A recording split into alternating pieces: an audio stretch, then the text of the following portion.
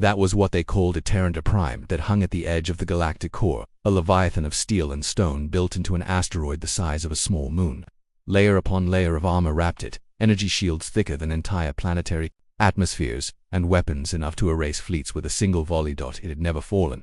For 5,000 years, the fortress had withstood every assault. The Dominion had built it during the height of their reign, a symbol of eternal control. Whenever rebellion arose, it was crushed against Erender's unbreakable walls. Whenever invaders dreamed of conquest, their fleets were dashed like waves. On a mountain. It was said in every tavern, every barracks, every council hall, Erender is eternal. Erender cannot fall.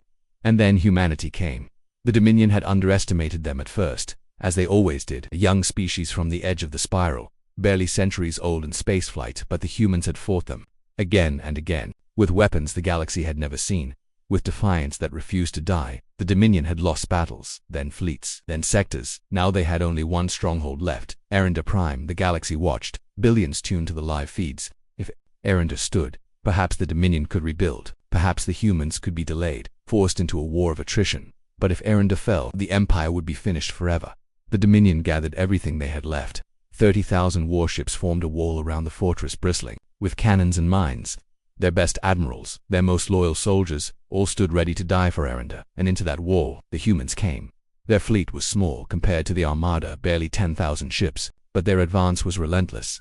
Dominion fire rained down in storms, enough to level continents, but the human ships weaved through it, their strange shields bending light, their weapons ripping holes through dreadnoughts like paper. The battle raged for hours. The fortress did not fire its main cannon, not yet. It waited, as it always had, until the enemy was fully within its trap, and then, when the human fleet drew close, the cannon unleashed. It was a beam the width of a continent, a lance of white energy that could split stars. It struck the human fleet head. The galaxy cheered that humans would be vaporized. Their arrogance ended. But when the light faded, the humans were still there. Their ships burned, yes. Hulls split, yes. But they did not vanish. Instead, they surged forward straight into the fortress's heart.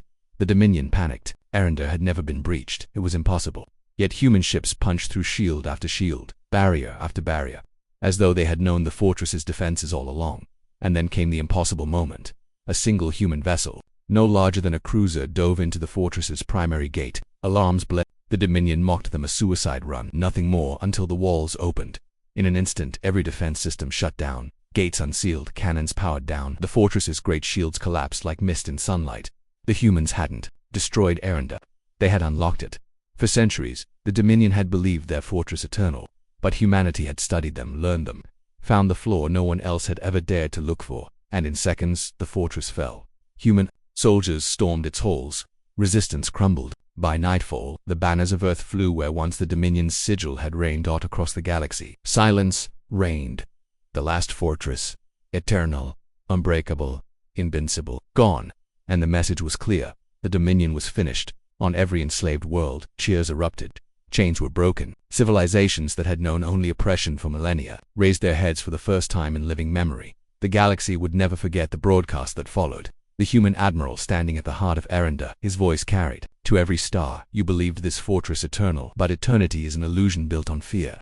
Today, humanity has shown you nothing is eternal. Nothing is unbreakable. The Dominion is no more." The feed ended. The galaxy held its breath. And then, as one, they understood. The age of the Dominion was over. The age of humanity had begun.